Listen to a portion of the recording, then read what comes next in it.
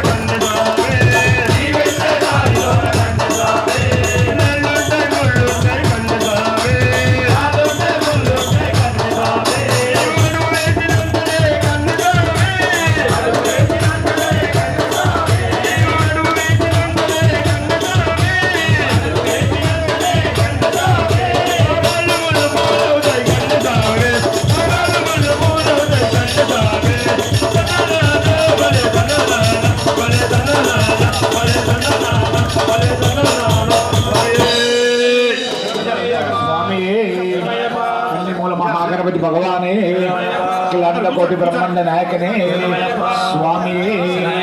స్వామి చివరి కొంచెం అక్కడ చైర్లు తీయాలమ్మా, కొంచెం ఊరుకోవద్దు దయచేసి. స్వాముల కల్పాలను కూడా వేలవుతుంది, కొద్దిగా ఏమనుకోదమ్మా, క్షమించాలి. అందరు కొద్దిగా చైర్లు జరుపుకొని కూర్చోవాలమ్మా స్వాములను తెలుస్తుంది. స్వామి అన్యమూల మహాగణపతి భగవానే కోటి బ్రహ్మాండ నాయకనే. ఓం శ్రీ హరి ఓం శ్రీ హరివరానంద కీర్తనయ్యప్ప స్వామి. ఓం శ్రీ హరివరానంద చిత్తనయ్యప్ప స్వామి.